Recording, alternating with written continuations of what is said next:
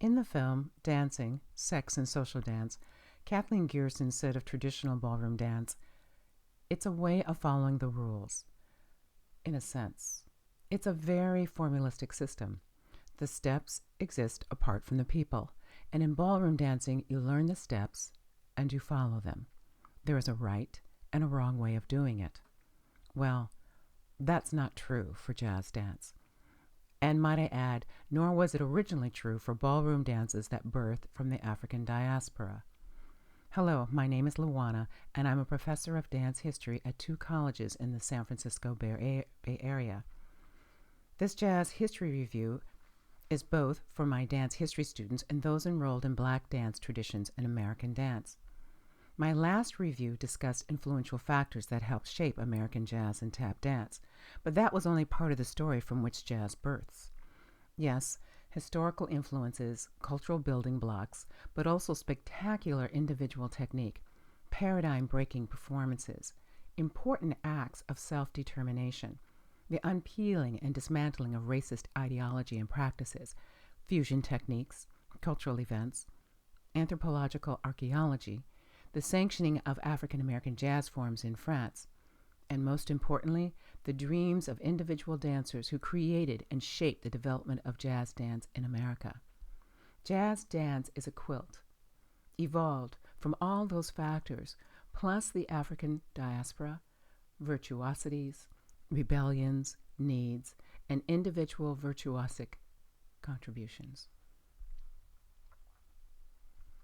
This review introduces some of the people who are responsible for either the look and feel or sounds and shapes of jazz, theatrical dance, or its technique. Thus, the emphasis is on individual contributions. In the last video, I promised this information would be quickly forthcoming. Since then, I've written 2 books, and this project was on hold. I'm ready now, so let's get to the substance of this particular lecture. Jazz, as a genre of dance, comes into its own between 1920s and 1960s. Early musical theater and performance dance, what we now call jazz dance, began primarily with talented entertainers who had not necessarily learned their craft via westernized formal reductionist training, but rather cut their dance chops in living rooms, on front porches, street corners, tent performances, traveling minstrel shows, or directly in the ballroom or theater. They manipulated social dance moves like the shag, Texas Tommy, the cakewalk, mambo, and swing, and steps from dance jam and tap environments into formalized routines for entertainment on the stage. They also manipulated routines handed to them by other performers. With these entertainers, there's a dedication to innovation, rhythm, creative adjustment, efficacious technique, improvisation.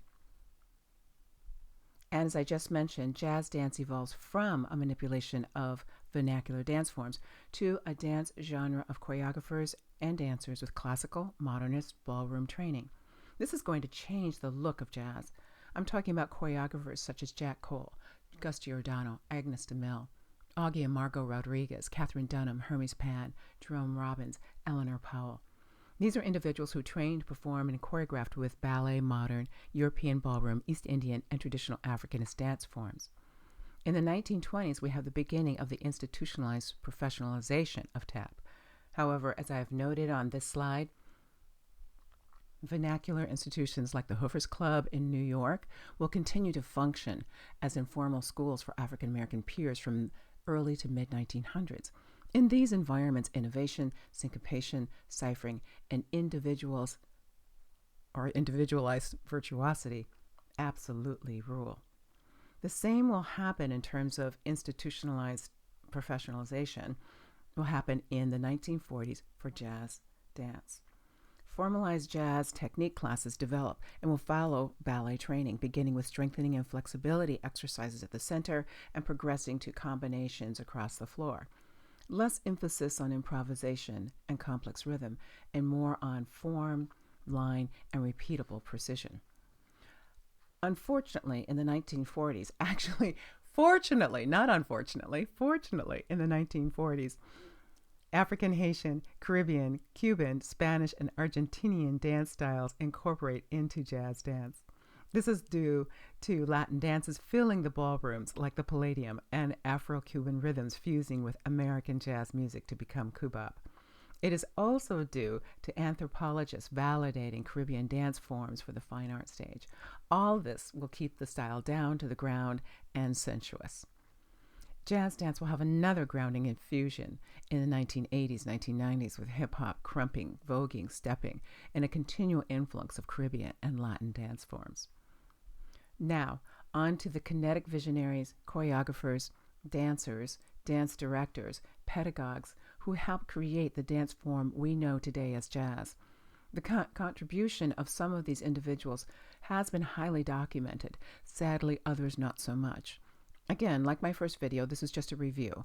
I will mention the individual or event and list a few important items about that individual.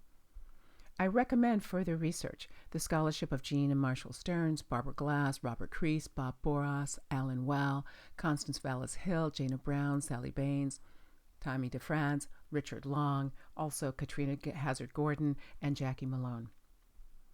Jazz dance has a deeply rooted lineage from Africa through the vernacular dances of the Americas. It was further inculcated with Europeanist structures and functions. This lineage will become obvious to you as you read the previous scholars. This is a wonderful jazz dance tree by Kimberly Testa. I cut it slightly in half because I wanted to add the competitive ballroom, which is and the social dances, and competitive ballroom that both bleed into the international and American rhythm performance or competition.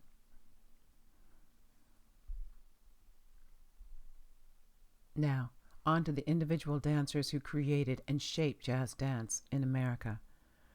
The first person I'll mention is Master Juba, because it is his particular fusion of Africanist and Europeanist dance forms that filled the Boweries, saloons, and minstrel troupes of the mid-19th century through the films and dance concert halls and Broadway shows of the 21st century.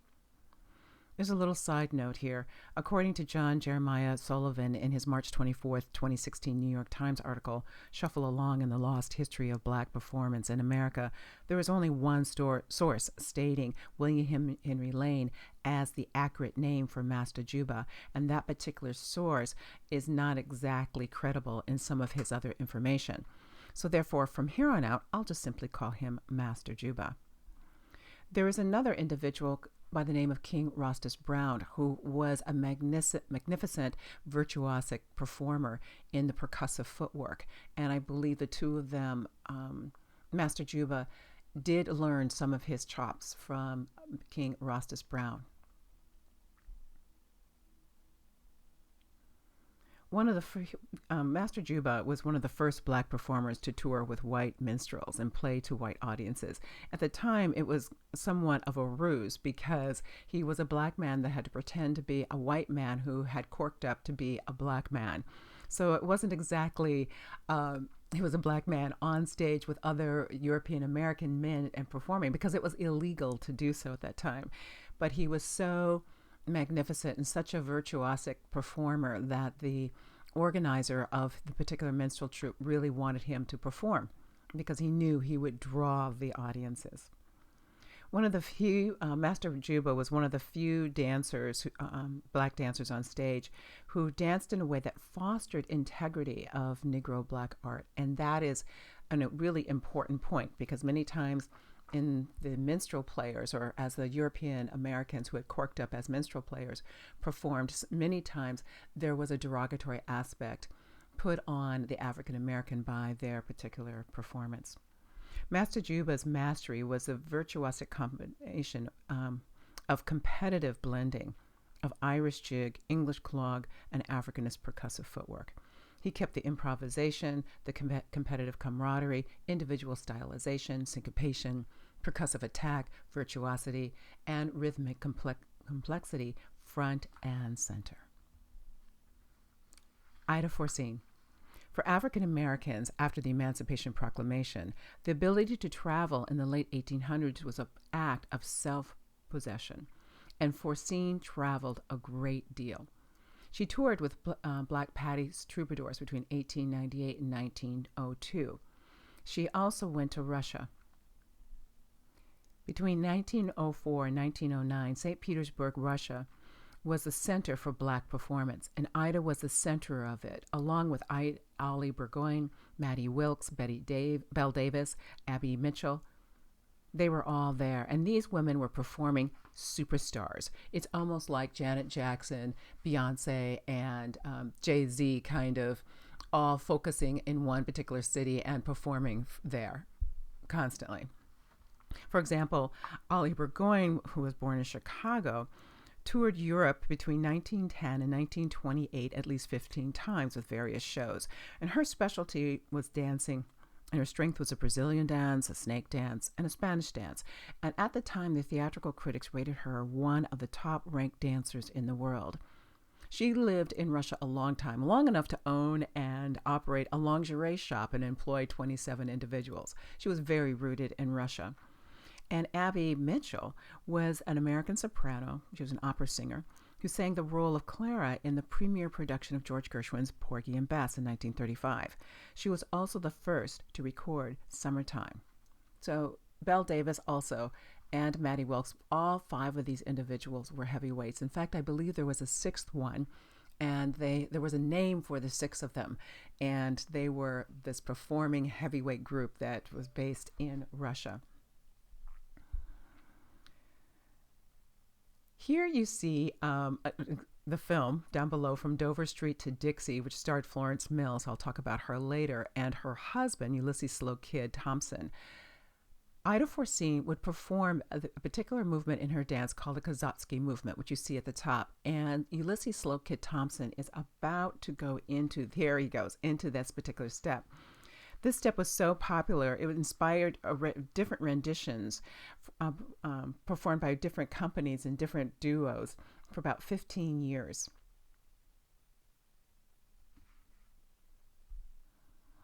Okay, I'm going to give you another semi-side note. There are several of those in this particular review. In the last review, I talked a little about the variety entertainment minstrel show, and I'll talk more about that in the next review. Minstrelsy, as a form of variety entertainment, lasted from 1830 to 1930, on the radio until 1960.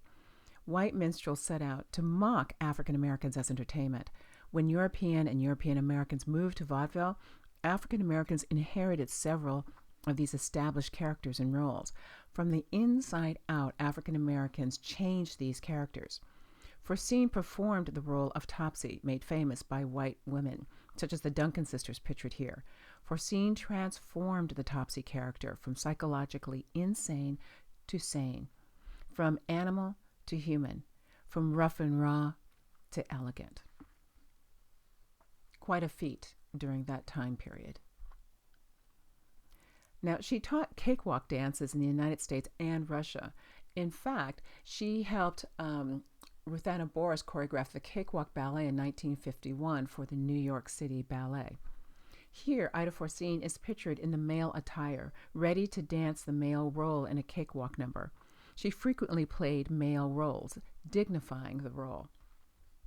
Another small side note about male impersonation. The male impersonators of the music hall performed to the backdrop of Victorianism, with the conservative image of women as beautiful, chaste, and domestic creatures. These talented impersonators challenged stereotypical female type. They also assumed the values of the dominant sex and undermined them with satirical lyrics and a parody of male mannerisms. African American women who played the dandy character did not copy the European performer's version of the dumb and deceitful black dandy, Thomas Rice's version. The African American woman presented a dandy who was a jazz-age sophisticate, a flaneur, an intelligent, ultra-cool persona.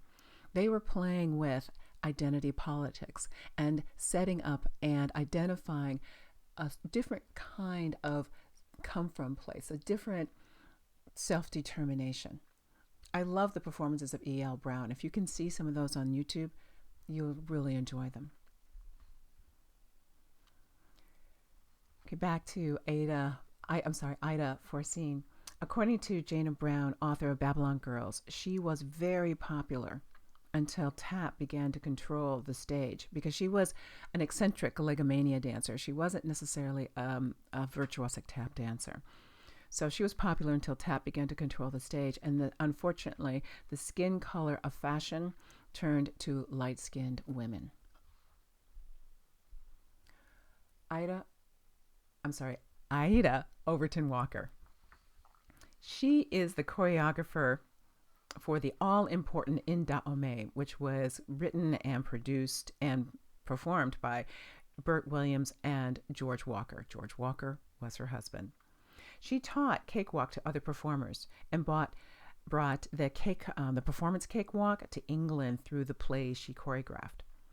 From 1905 her article in Colored American, Walker was clear in her belief that the performing arts could have an effect on race relations, stating that, "I venture to think and dare to state that our profession does more toward the alleviation of color prejudice than any other profession among color people."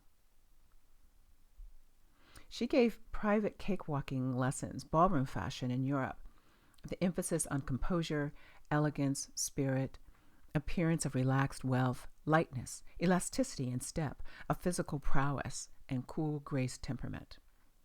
In particular, she coordinated her movements and facial expressions in order to express the internal emotions and thoughts of the characters she was portraying. Very Delsartian of her. She transcended the color line and performance style for African Americans in her interpretation of Salome, a dance that was usually reserved for European American female dancers like Ruth St. Denis and Isadora Duncan. She also toured with Black Patty's Troubadours. I'm going to talk about Black Patty's Troubadours and the wealth of performance opportunities that this particular show provided when I get to my next review. Now I'll move on to Ethel Williams.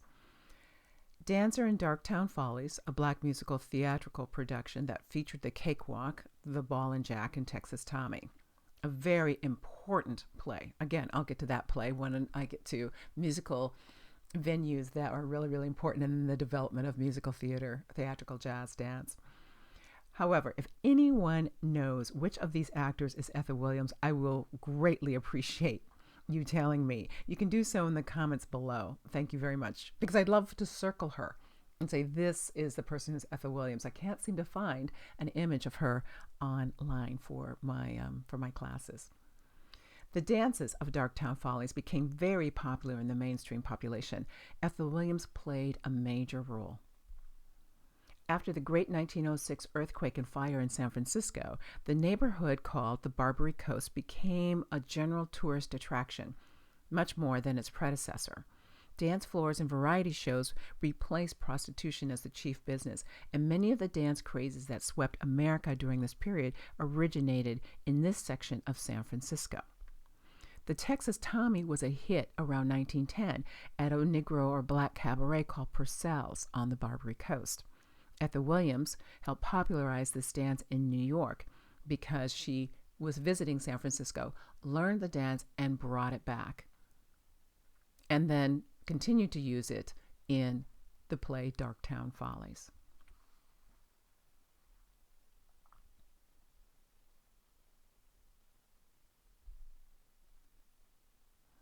In the Ball That's All finale of the 1913 play, Darktown Follies, the cast introduced the dance Ball and the Jack in a ring shout circle formation.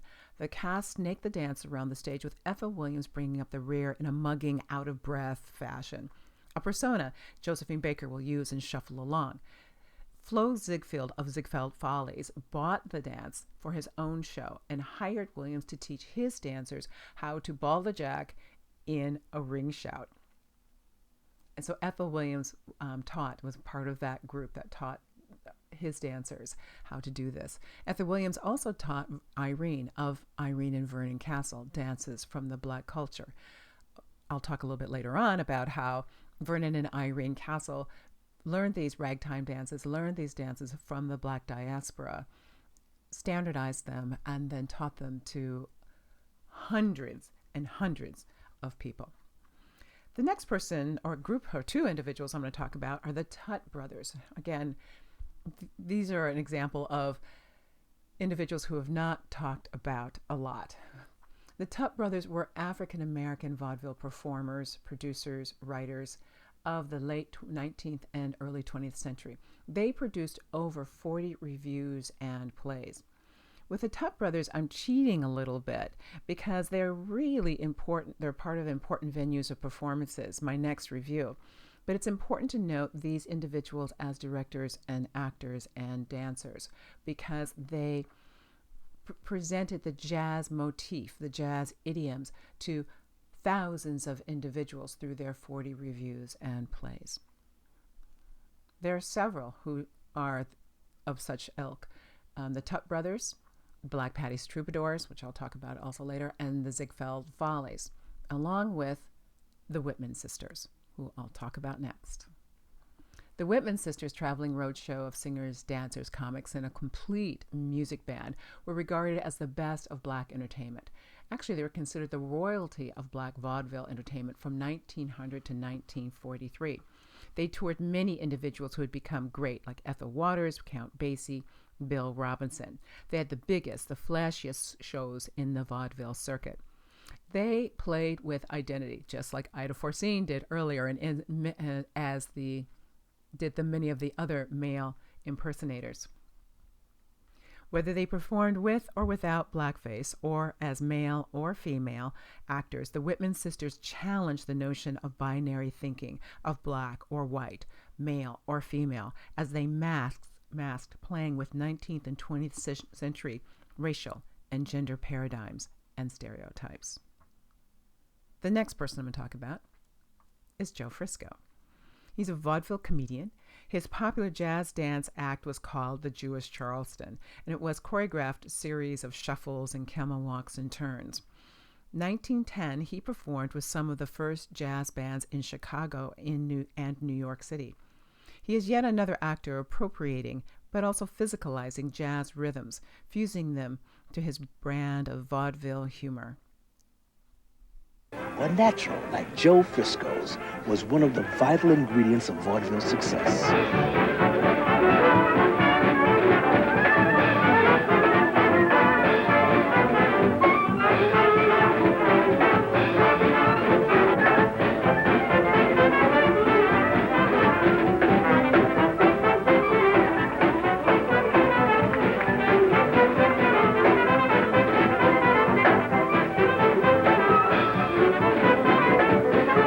We heard him.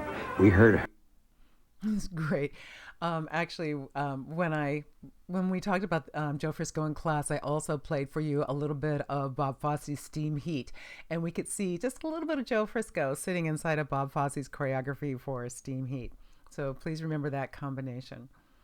Elida Webb Dawson was a dancer and choreographer at the Cotton Club in Harlem from 1923 to 1934. Actually, she was the head choreographer at the Cotton Club. She's another African-American choreographer who worked with the Ziegfeld Follies like Ethel Williams had franchise. There was a reason why. She was good. She was seasoned, and she was extraordinarily commanding. She choreographed many shows and, of course, performed in several others. For example, she was part of the ensemble of Showboat in 1932, and she was an actor-dancer in 4 other Broadway shows. She was the choreographer for Shuffle Along in 1921, also Liza in 1922 through 1923, and Running Wild in 1923, which featured Maud Russell. I have the Shuffle Along of 2016 here because I just want you to make that connection with the play, that the revival of Shuffle Along, and it was choreographed by Sauvignon Glover. So that's why I have both of those here. So maybe some of you had a chance to see the revival of the 2016 revival of Shuffle Along. She was the head choreographer also at the Cotton Club, originally owned by boxer Jack Johnson. I talked about that in my last review. Few people know this, but she also gave the young Lena Horne one of her first professional dance roles at the age of 16 at the Cotton Club. Elida Webb mentored the young dancer and actor Lena Horne, who's pictured in the lower right-hand corner, as she was one of Webb's chorines, or chorus girls. They stayed close. In fact, on Webb's deathbed in 1975, Lena Horne tried desperately to speak to her before she passed. Unfortunately, Lena was not successful. It is Elida Webb who is credited for using the vernacular dance, the Charleston, in theatrical productions. She used the Charleston in both Liza 1922 and Running Wild in 1923.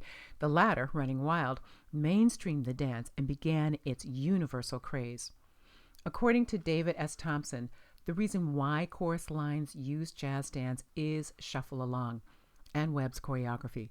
It introduced syncopation and several other Africanist idioms into the American musical as a successful tool.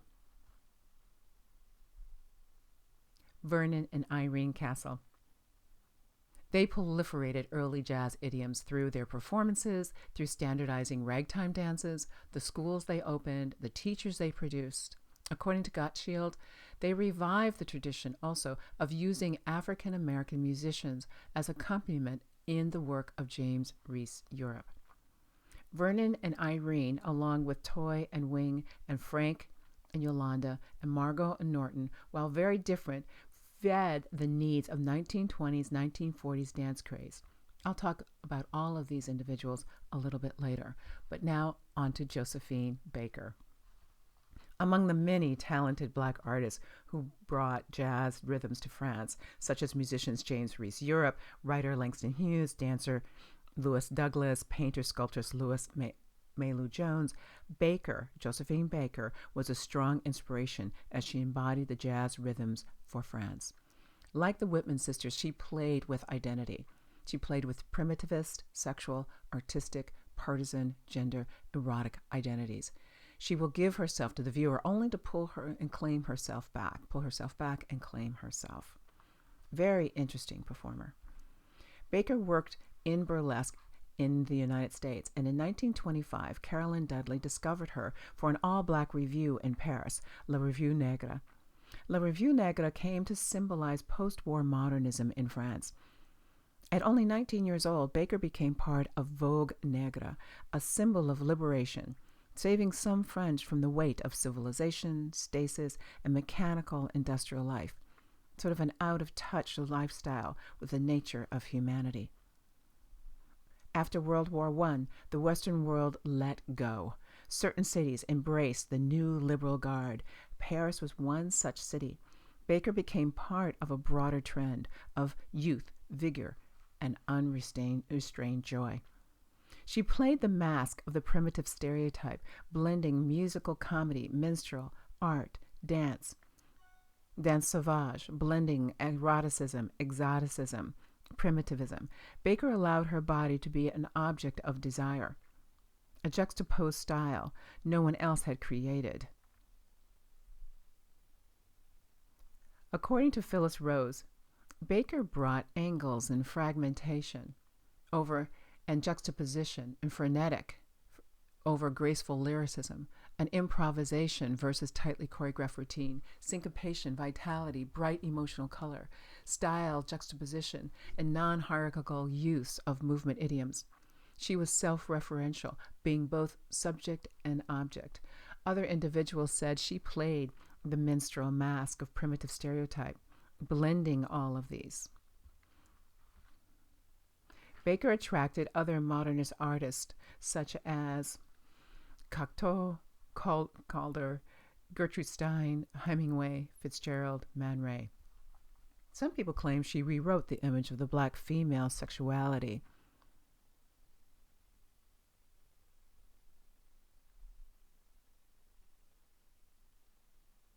She became a symbol of liberation, saving the French from the weight of their own history in a way. I'm fascinated with her because she really did move from primitivist, exotic, erotic, to an artist, to glamour, to La Baker, someone highly respected. She was glamorous. She was black as beautiful well before James Brown. Bill Bojangles Robinson. Bill Bojangles Robinson was born in Virginia. And he performed in all sorts of revues and venues, from carnivals, traveling shows, vaudeville, Broadway, and movies. He was 60 years old when he began his film career. He was one of the first interracial male-female dance teams with Shirley Temple. He was a teacher of many famous hoofers, including Fred Astaire, Ann Miller, Sammy Davis Jr. He's responsible for getting body and substance and style into tap, literally bringing tap from the flat-footed percussive shuffling up onto the toes, into this delicate thing. His style was upright, it was swinging, it was light. He danced in Blackbirds of 1928, which was produced by Lou Leslie. He also danced in Hot Mikado, a play by Gilbert and Sullivan in 1939. He's one of the first to appear without blackface. Again, in a way like Master Juba, he dignified black art and black performance and African Americans all at the same time with every single tap. He normalized the effect on blackness and of blackness. He danced solo, which avoided the two-color rule for stage. I don't know if you've noticed in some of the shows that you see, the archival footage, you'll see two African Americans, either two females or a male and a female. But for men especially, there had to be two African Americans, and he was able to avoid that because of his mastery.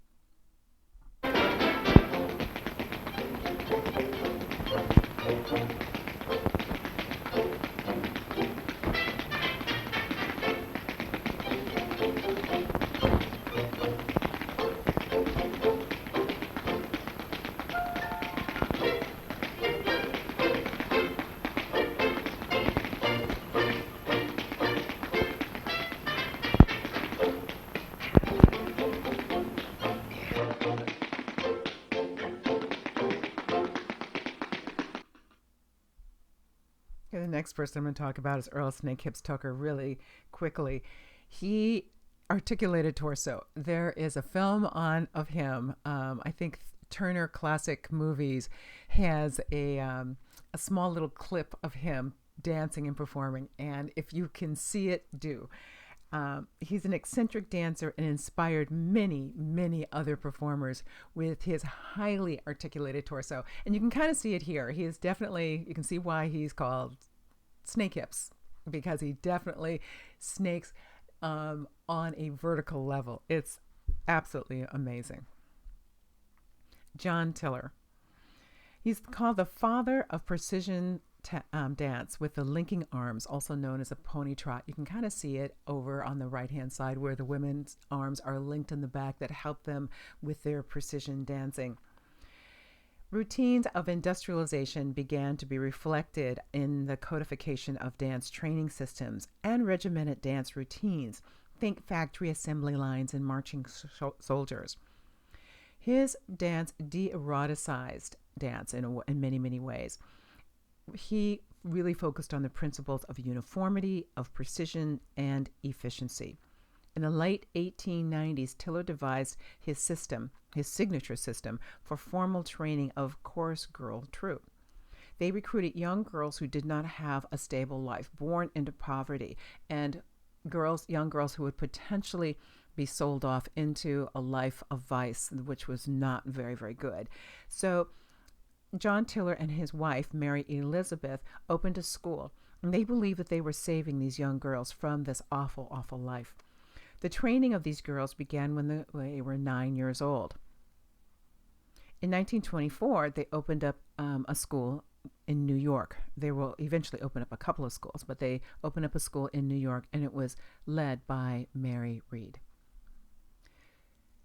Now, very closely on the heels with and influenced by, I think, Tiller's work was Florenz Ziegfeld and Ned Wayburn of the Ziegfeld Follies, which operated between 1907 and 1931, with renewals in 1934 and 1936. Ned Wayburn directed the Ziegfeld productions through the years of World War I, and he really adhered to Delsart's principles.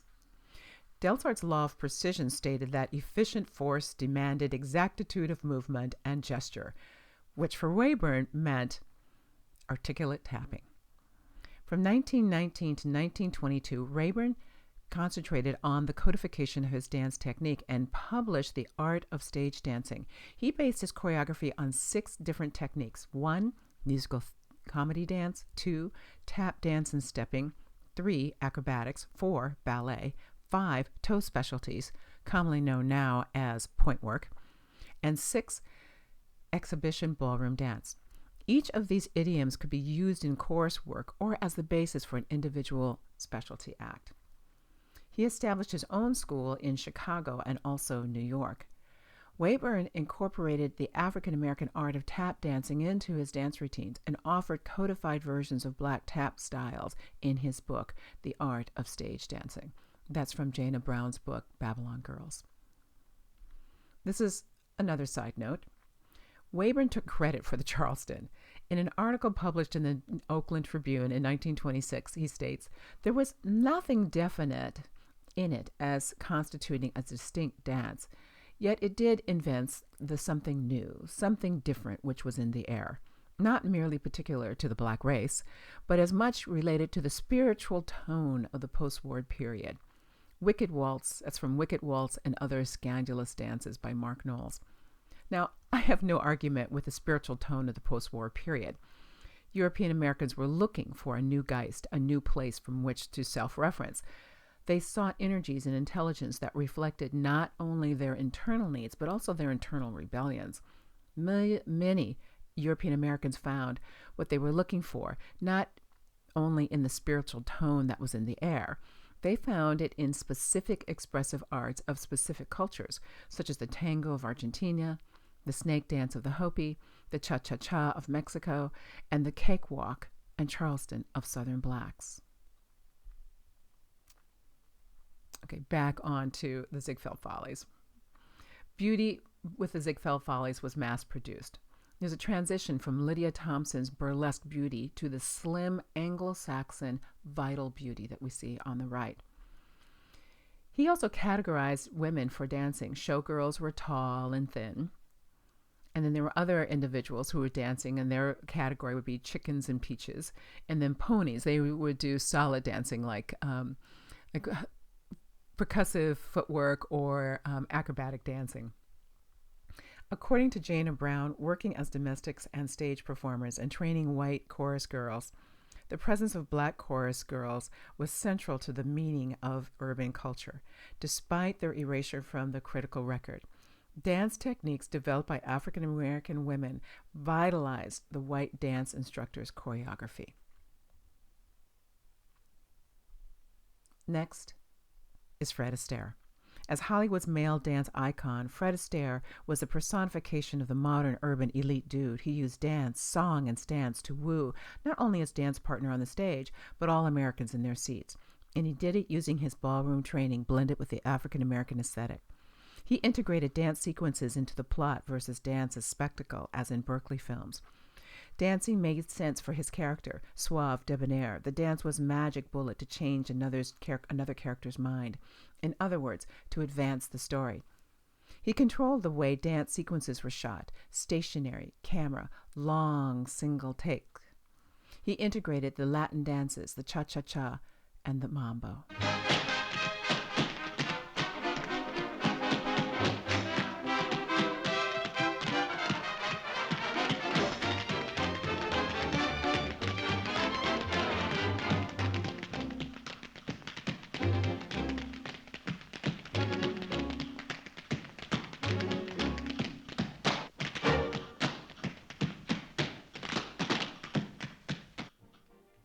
For men, he became the sensuous, seductive possibilities for dance. He was erotic in many ways in the way he would stand. His signature style of musical theater dance, what he called outlaw style, blended ballet and ballroom steps, integrating tap and syncopated footwork. Actually, I'm going to say that one more time because I may have interplayed the words. His signature style of musical theater dance, what he called outlaw style, blended ballet and ballroom steps, integrating tap and syncopated footwork. There we go.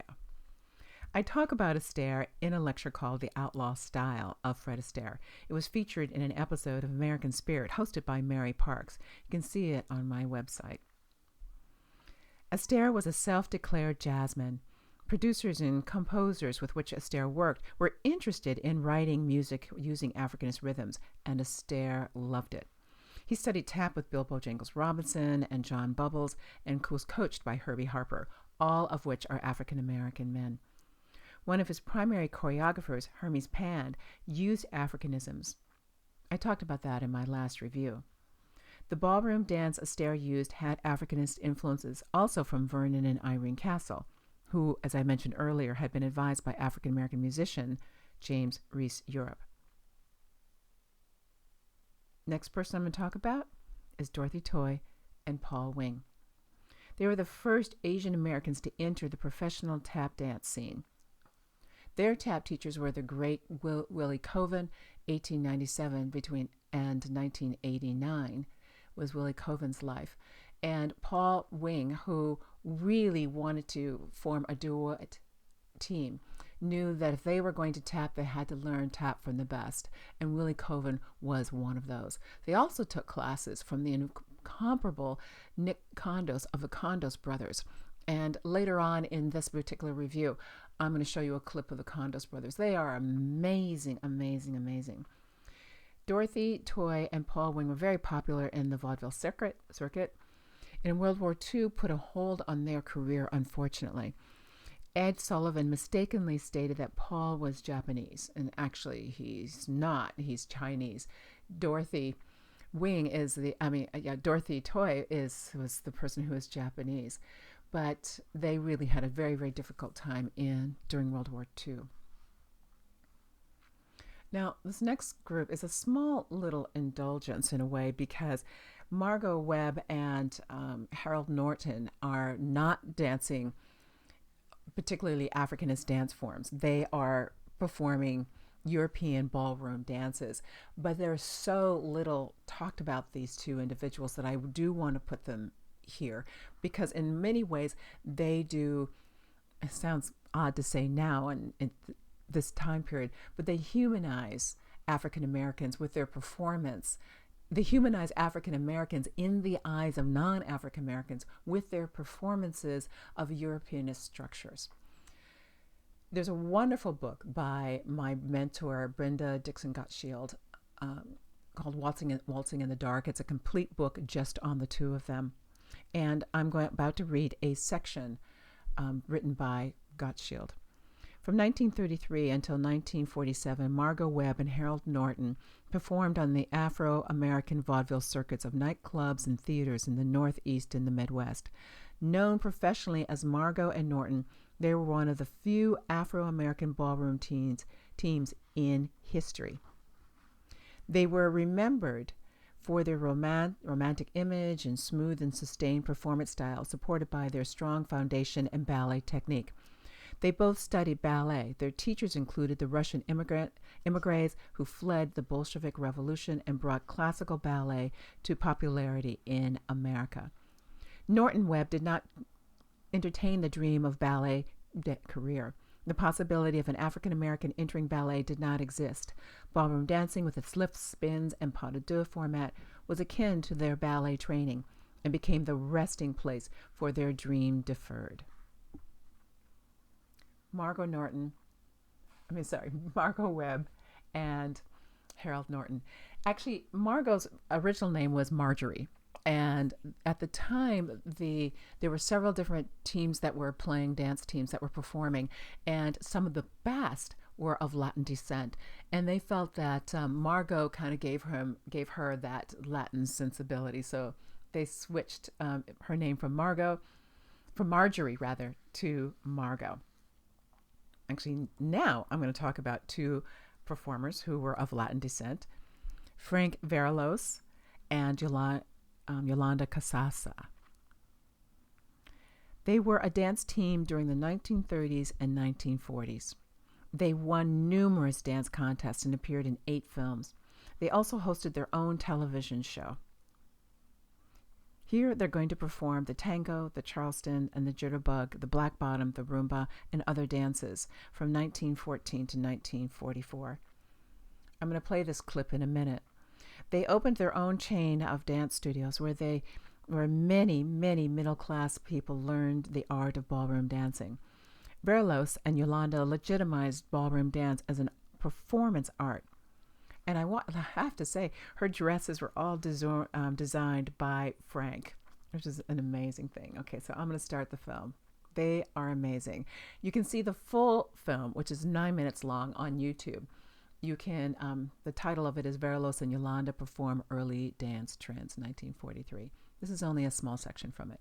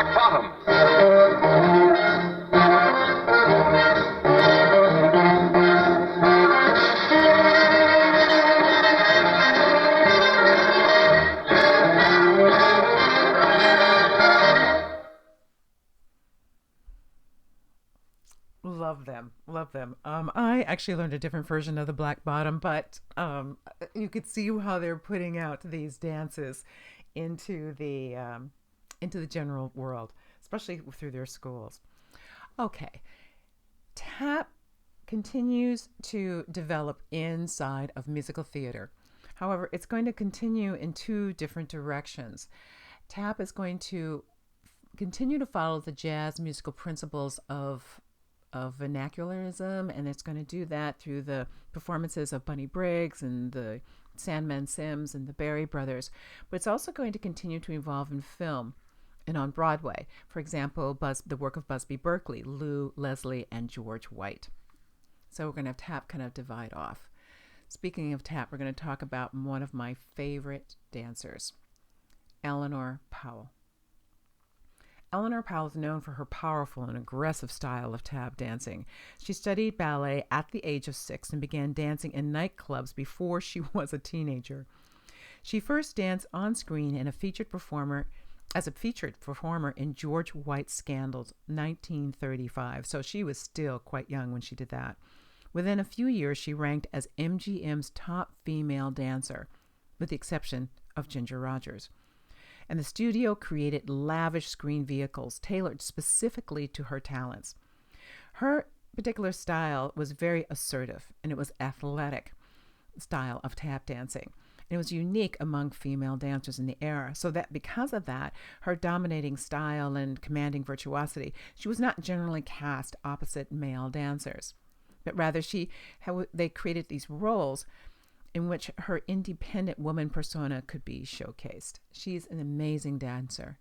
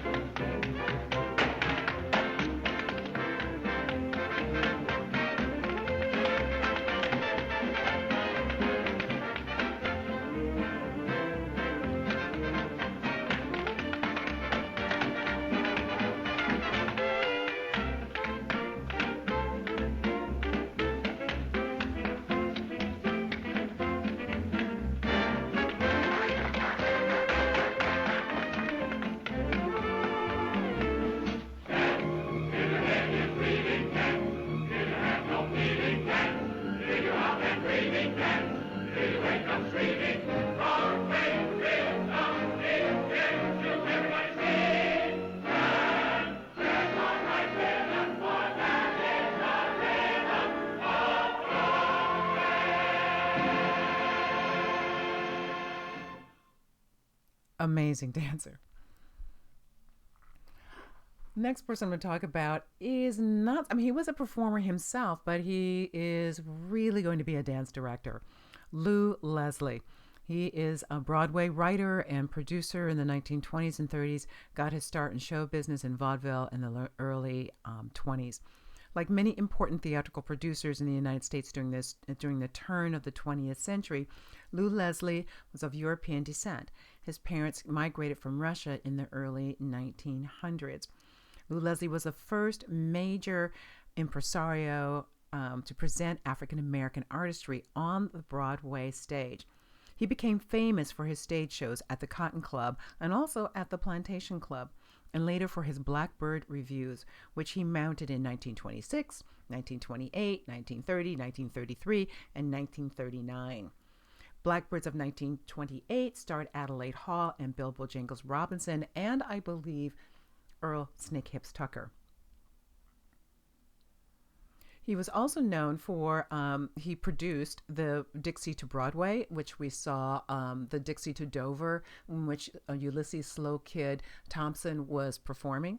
We saw that. That was a Lou Leslie production, which featured Florence Mills and Thompson. Let's see, I'm supposed to have a different slide here. There we go.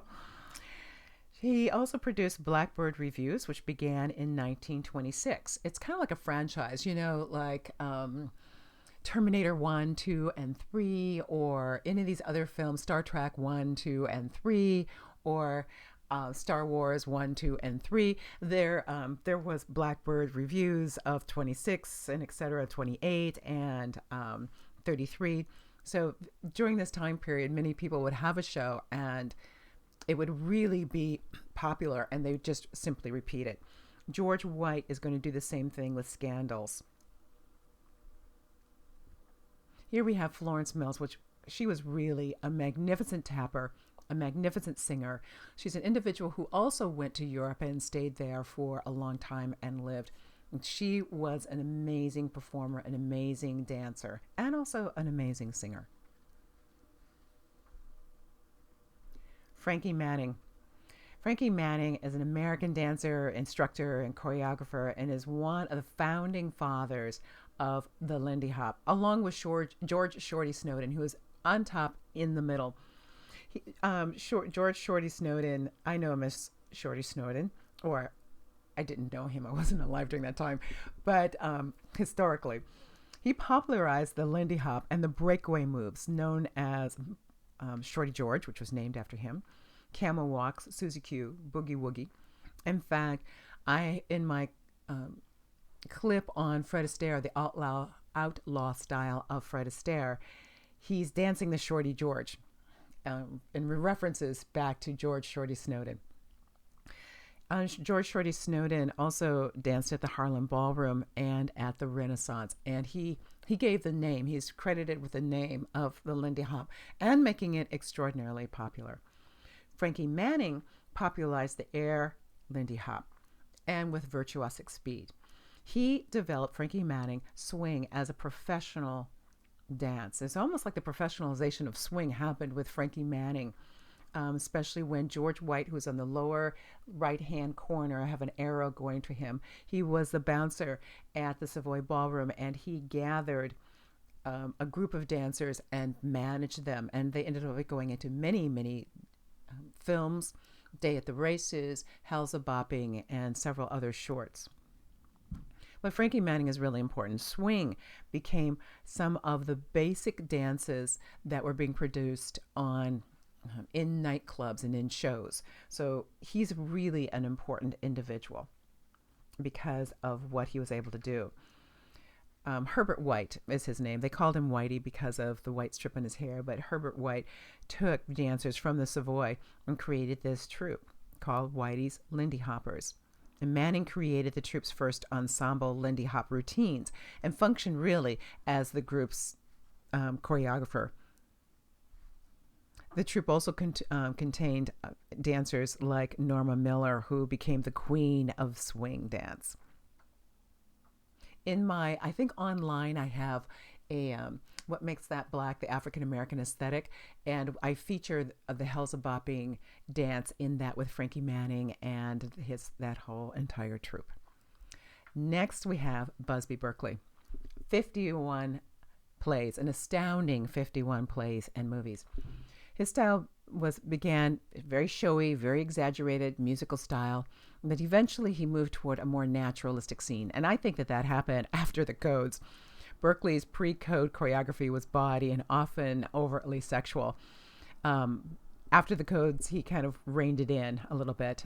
Actually, the codes were in 1930, but they weren't enforced until 1940. These are called the Hays Codes in movies in which you cannot show, you can only show so much of a person's body, specifically a woman's body. He gave intimate angles, to say the least, and emphasized the closeness were granted to the dancers' bodies. Berkeley almost completely removed the distance felt between the audience and the figures on screen. Some of the scenes in Gold Diggers of 1933 were in fact so racy that they reportedly had to send different film cuts to various regions just to avoid local censorship. Now, this is a still shot. Actually, what's happening is the camera is continuing to go through these women's legs until they get to the stars of the show, which I think were Dick Powell and maybe Ruby Keeler. But Berkeley is extraordinary. He's a Hollywood movie director and choreographer. They actually called him director. They didn't use the word choreographer at the time. Berkeley devised elaborate musical productions involving complex patterns. Berkeley's works use large numbers of dancers, usually female, very much influenced by the work of Tiller and Ziegfeld or Ned Wayburn.